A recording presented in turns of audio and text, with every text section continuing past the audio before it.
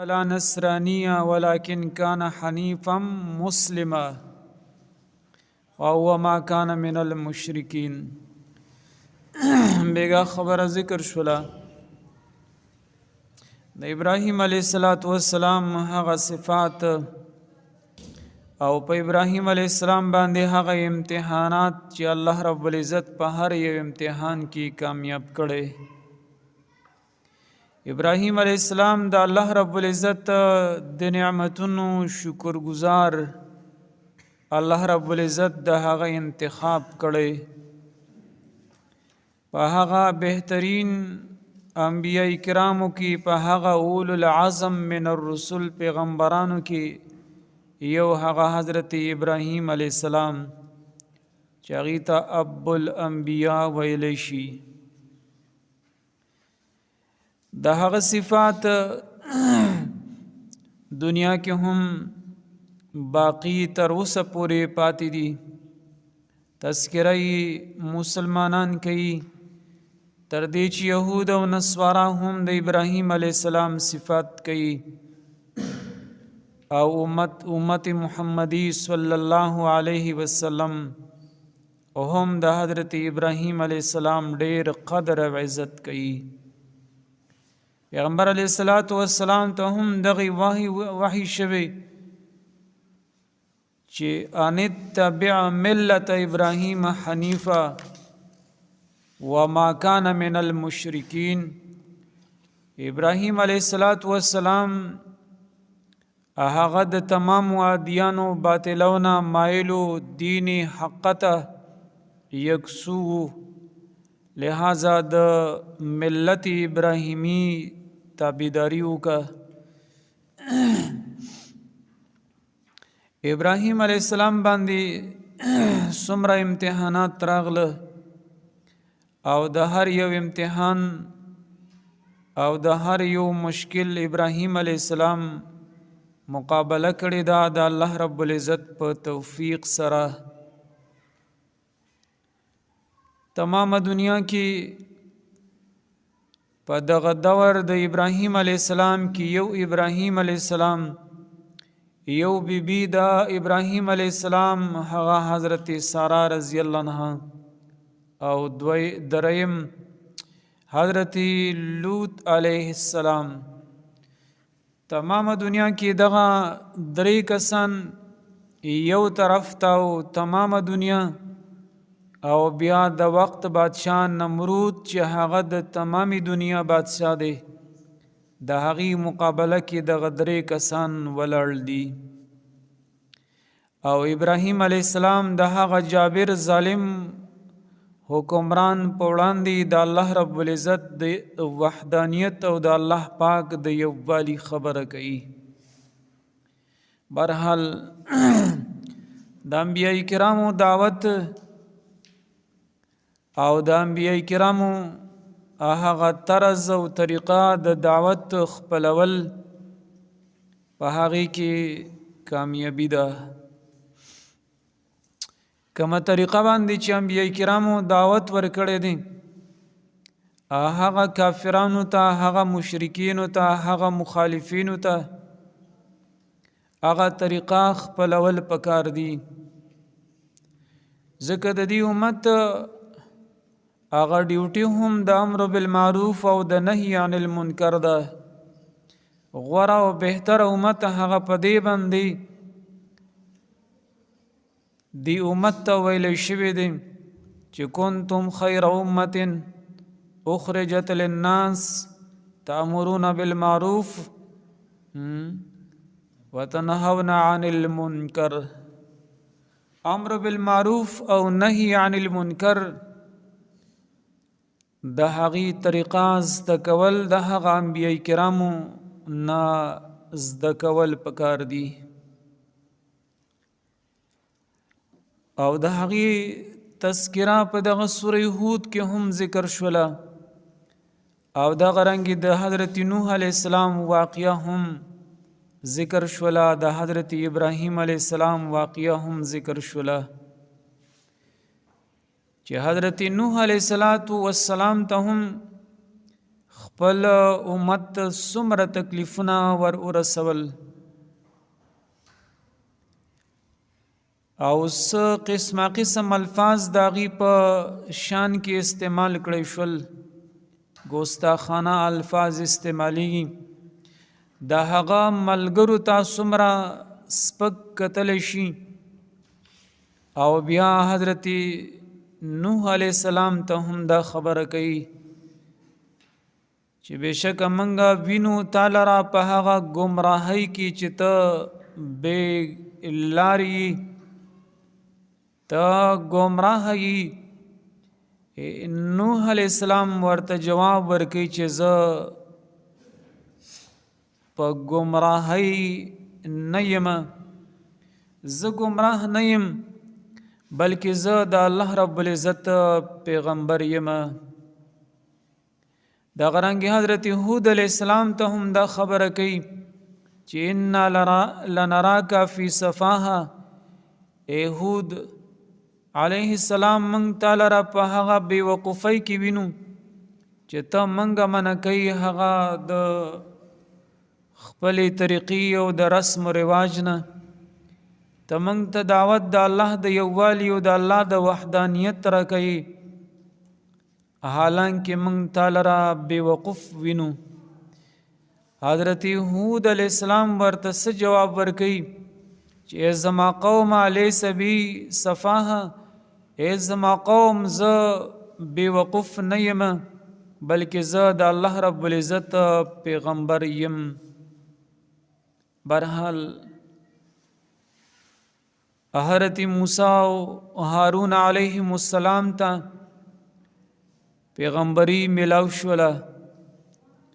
او د هغې نه بعد بیا د الله رب العزت د طرف نه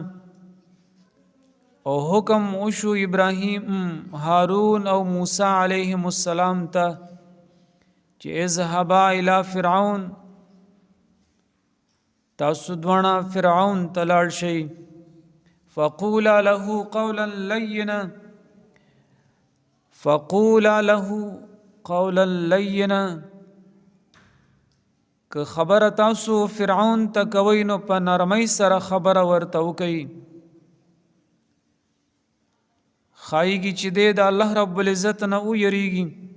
او د په هغه راه راس باندې راشي حالانکه دا خبره هم بار بار وشوله چې په دغه دور کې د ټولو نه بهترین انسانان هغه حضرت موسی او هارون علیهم السلام او د ټولو نه بدترین انسان هغه فرعون وو خو بیا هم هغه ته چې کله دعوت ورکولی شي نو موسی علیه السلام هغه ته په نرمۍ سره دا خبره کوي چې ته الله رب العزت واحد لا شریک ومنه ته د الله سره شریک مه جوړوه کومه دعوه چې تا کړې چې انا ربکم الاعلی دغه دعوه ستا غلطه ده برحال ابراهیم علیہ السلام ورته بیا د الله په وحدانیت باندې دلایل هم پیش کړل په خپل رسالت باندې ورته معجزې هم ښکارا کړلې خو لیکن چې کله بیا یو سړی هغه اصلي بدبخت وي او هغه بیا دا خپل حد نه تجاوز کوي نو بیا به داسې قسم خلق هغه راټینګوي نه برحال بیا دعوت د نبی کریم صلی الله علیه وسلم خپل امت ته په ابتدا کې بیا تر اخره پورې په څه انداز باندې کړی دی نو هغه ستاسو وړاندې بار بار ویل کېږي چې کله هم امر بالمعروف او د نهي عن المنکر دغه ډیوټي تاسو کوئ نو کامیاب به یئ او چې کله هم یو سړی هغه د امر بالمعروف او د نهی عن المنکر هغه ډیوټي پرېږدي هغه به ناکامه وي، هغه قوم به هم ناکامه وي، هغه امت هغه به هم ناکامه وي.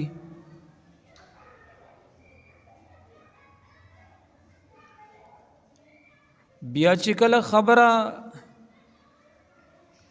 یو سړی کوي د امر بالمعروف او د نهی عن المنکر، نه هغه په داسې انداز باندې چې ادعو الى سبیل ربک بالحکمت والموعظة الحسنة وجادلهم بالتي هي احسن. دغه طریقه خپلول پکار دی. الله رب العزت فرمای ادعو الى سبیل ربک بالحکمه، دعوت ورکوي خلق تا الى سبیل ربک اغلار د رب خپل تا بالحکمت په هغه حکمت سره، والموعظة الحسنة او په واعظ او نصیحت خسته سره، وجادلهم بالتي هي احسن او بحث کول دوی سره یا جواب ورکو دوی ته په هغه طریقه باندې چې هغه ډیره ښایسته وي، ښایسته غوره خبره وي. خو برحال چې کله هم دغه ډیوټي یو سړی کوي او دغه کار د امر بالمعروف او د نهی عن المنکر کوي، د هغې بیا څه آداب هم مفسرینو حضراتو هغه لیکلي دي. یو دا چې وعظ او نصیحت د هغې هم یو ټیم پکار دی. هر ټیم وعظ او نصیحت پیغمبر علیه السلام هغه نه دی کړی. لکه هفته کې به پیغمبر علیه السلام څو ورځې وعظ او نصیحت کوو، روزانه به داسې نه وه. له دې دپاره چې دغه صحابه کرام په هغه خبرو باندې تنګ نشي. حالانکه صحابه کرام د پیغمبر علیه السلام په خبرو باندې چرې هم نه تنګېدل. د پیغمبر علیه السلام خبرو ته د هغه بیان ته به داسې ناست وو، په خاموشۍ سره به یې اورېده، توجه سره به یې اورېده. خو بیا هم په خپل امت باندې پیغمبر علیه السلام هغه ډیر زیات مهربانه. دویمه خبره هغه دا چې وخت به هم کتل پکار وي. بیټې ما دعوتونه ورکول او دارنګي د ځای خیال به هم ساتل پکار وي. یو سړی هغه داسې وي چې هغه ستا خبرې ته غوږ نږدي او ته هغه ته د الله او د الله د رسول خبره کوي، نو لحاظ دا مناسب نه ده. یو ځای داسې دی چې هغه د ودرېدو نه دی، یا یو سړی داسې دی چې هغه په داسې ځای کې ولاړ دی چې هغه د ودرېدو مناسب نه دی. لہذا د وخت به هم خیال ساتل پکار وي، د ځای به هم خیال ساتل پکار وي چې په دې ځای کې د زما خبرې ته غوږ دی او که نه،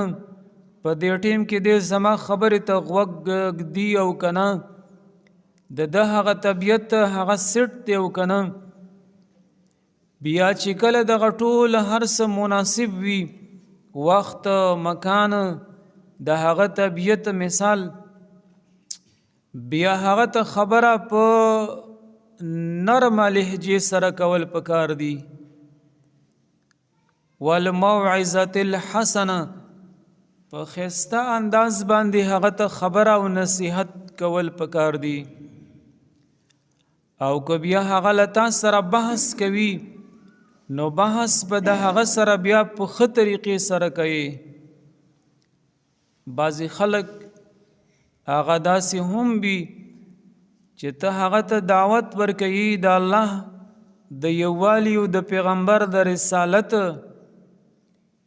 او هغه له تا سره نه الله مني نه د الله پیغمبر مني، نو بیا به هغه سره خبره په عقلي دلایلو سره کوي. په عقلي دلایلو سره به د هغه سره بیا بحث کوي په دغه طریقه باندې، او بیا هغه ځان ته مایله کوي. لکه څنګه چې خپله نبي کریم صلی الله علیه وسلم داسې کړي هم دي. یو حدیث مبارک کې هغه راځي، هغه حدیث په دغه لوډ سپیکر باندې نشم ویلی، خو لیکن د هغې هغه مفهوم داسې چې کله هم یو سړی هغه صحبت کوي د خپلې هغه منکوحې سره، نو په هغې کې هم بیا د اجر او د ثواب مسله پیغمبر علیه السلام فرمایلی. صحابه بیا دا خبره وکړله چې یا رسول الله یا په دې کې هم، نو پیغمبر علیه السلام ورته فرمایي چې کله یو سړی هغه غلطی طریقې سره همدغسې صحبت وکړي په حرام او ناجایز طریقې سره، نو آیا دا سړی ګناهګارېدی شي او که نه؟ دا سړی ګناهګار دی او که نه دی؟ چې کله یو سړی هغه مثال زنا وکړي نو دغه سړی ګناهګار شو او که نه؟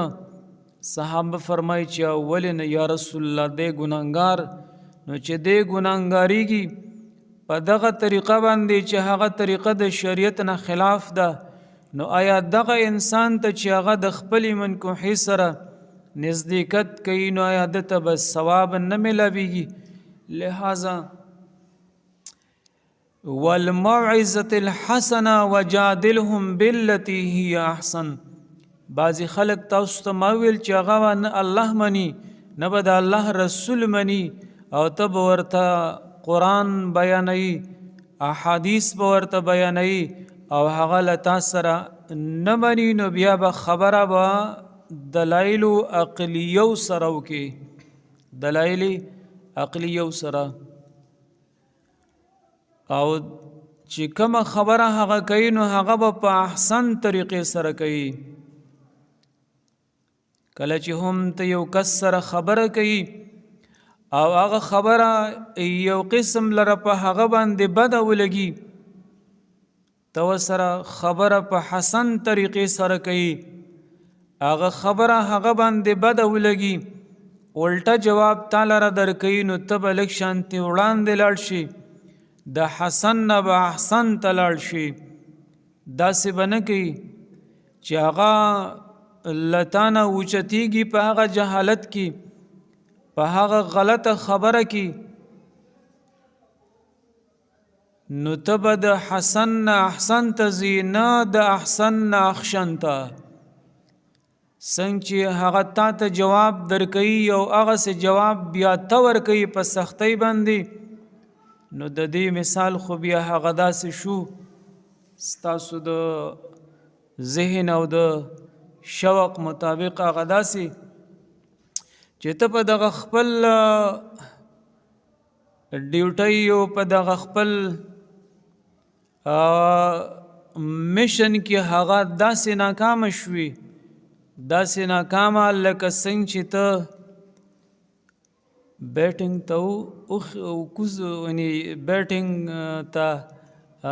میدان ته ورداخل شي که نه، کرکټ تاسو کوئ که نه، چې کله یو بیټسمین وي مثال په طور او هغه ودرېږي او بالر ورته څه کوي، بالنګ کوي، او دی په اول بال باندې څه شي آوټ شي، څه شي رن آوټ شي، او یا ایل بی ډبلیو تاسو ته وایي که څه ورته وایي که نه، معنی بغیر څه د رنز جوړولو نه چې کله یو سړی هغه آوټ شي نو بیا مخکې مونږ چې هم دا څیزونه څه کتلي را کتلي په دغه ټي وي باندې په خپل دور کې چې کله به یو کیلاړي بغیر د رنس نه هغه آوټ شو رن آوټ بشو یا بیل پیډولی شو یا مثال به کیچ خو برحال رنس به جوړ نه که نو بیا به چې کله دی روانو که نه کله چې به دی د پیچ نه روانو نو ده پسې به بیا داسې یو کارټون جوړ شوی و خیال مو داسې یو کارټون پسې بیا جوړېږي هغه نخرې پیخرې کوي پوه شوئ هسې نه چې تاسو هم دغسې انداز اختیاروئ چې الله رب العزت تاسو پسې کارټون جوړ نه کړي خبره هم چې کوئ نو په ښه طریقې سره یې کوئ احسن طریقې سره یې کوئ په اخلاص سره یې کوئ بغیر څه د لالچ نه یې کوئ او چې کله هم له تا سره یو سړی بحث کوي بحث نو ته به هغه سره هم بحث په دلایلو سره کوي بیا چې کله یو سړی هغه نه پوهېږي نو وإذا خاطبهم الجاهلون قالوا سلاما بیا داسې سنت دی مثال مستحبات دی په هغې کې ته د هغه سره بحث کوي نو بیا هغه که راټینګوي په هغه خبرو کې هغه بیا د واجباتو نه منکر کیږي هغه بیا د فرایضو نه منکر شي بیا د هغه یو حد ته ورسو بیا د فایدې په ځای باندې تا نقصان وکړه بیا دې څه وکړل نقصان دې وکړه لہذا وإذا خاطبهم الجاهلون قالوا سلاما دغه سړی بیا هغه پرېږده چې ستا د وس نه وي تا سره بیا دلایل نه وي تا سره بیا داسې نور څه مواد نه وي او هغه سره ته بحث کوي او هغه نور هم بیا ګمراه کیږي هغه سړی بیا پرېښودل پکار دي زمون لکه دا یو قسم لره داوا چې موږ په دغه ځمکه باندې د الله نظام غواړو که نه د الله په ځمکه د الله نظام نو چې کله له تا نه یو سړی بیا تپوس وکړي چې د الله نظام چې ته په دغه ځمکه د الله باندې نافذ کوي نو د الله په نظام کې بیا دي څه نو ته ورته بیا سمدستي به دا وایي نو چې کله یو سړی هغه غلا وکړي نو لاس پتې نه کټ کوي او چې کله یو سړی هغه زنا وکړي نو هغه به سل دورې وهي چې کله غیر شادي شده وي او چې کله شادي شده وي نو هغه به سنګسارایي او په ګټو باندې بیولي کله یو سړی هغه شراب وڅکي نو هغه ته به بیا حد ورکولی شي اتیا دورې نو دا خبره چې تا د هغه سره داسې وکړله چې را که موږ په دغه ځمکه د الله کې د الله نظام داسې نافذ کو نو بس د چا به لاسونه نه وي او دارنګې څوک به په کوړو باندې وهلی شي څوک په ګټو باندې ویشتی شي چاته به دا قسمه سزا ورکولی شي او چاته به دا نه دا خبره لږ شان په داسې انداز باندې پکار ده چې دین اسلام شریعت چې کومه دی هغه دغه خپل رعیت ته د هغه چې کوم ضروریات دي هغه مهیا کوي دین اسلام او دارنګي د قرآن هغه نظام بتاتا بادشاہ او حکمران د خوراک او د سکاک او د لباس چې موږ ته روټي کپڑا مکان وایو هغه به تا ته دغه سیس درکوي دویم تا ته به صحت درکوي معنی ستا علاج به کوي او دریم دا چې ستا د تعلیم انتظام به کوي او څلورمه دا چې ستا د کاروبار هغه انتظام به هم کوي چې ته سکار او کسب کوي دغه مواقع به تا ته مهیا کوي دغه رنګ ذرایع د آمد و رفت او د نکاح وغیره مسائل دغه په اسلامی حکمران او حکومت باندې دا یو لازمی خبره ده لہذا راضی بیا کله نه کله هم داسې انسان دی غلاجن هم پکې پیدا کیږي شرابی پکې هم پیدا کیږي بد عمل پکې هم پیدا کیږي بیا هغه ته سزا ورکول یو قسم لرداد درندتوب نه دی لکه څنګه چې دا یورپ او دارنګ مغرب د دین اسلام خلاف دغه پراپګانډي کوي چې دین اسلام او د قرآن نظام هغه د خلکو سره داسې کوي او داسې کوي او داسې نه کوي چې کله هم یو بدن د هغې یوه حصه هغه داسې رنځور شي مانا په یو ګوته باندې خدا نه خواسته د یو سړي کینسر ولګېده په یو اندام باندې د یو سړي هغه کینسر هغه مرض هغه ښکاره شو نو بیا هغه یو اندام مثال ګوته شوله یا مثال یو لاس شو څه پورې چې کوم ځای پورې هغه کینسر سرایت کړی دی هغه اندام کټ کول دا ظلم نه دی بلکې دغه نور بدن به د هغې سره محفوظ پاتې کیږي یوه ګوته چې کله هغه کټ شي نور بدن د هغې سره بیا محفوظ پاتې کیږي هغه مرض نور بیا سرایت نه کوي دغه رنګې داسې قسمه خلک چې په معاشره کې راځي او هغه ته دغه قسمه سزا ورکوي نو نور بیا د هغې نه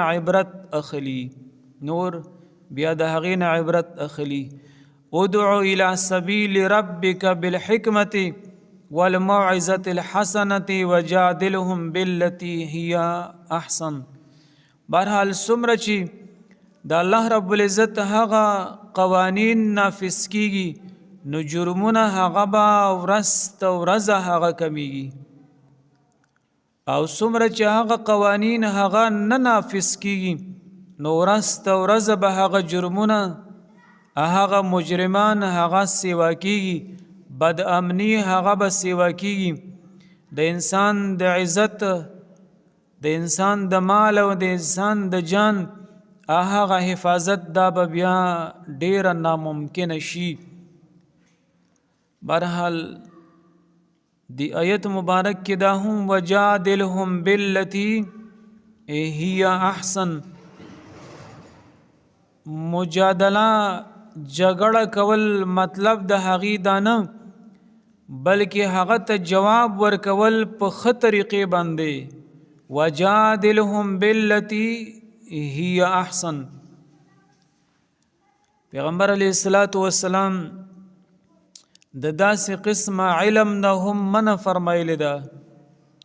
چې لا تتعلموا العلم تاسو هغه علم مزده کوئ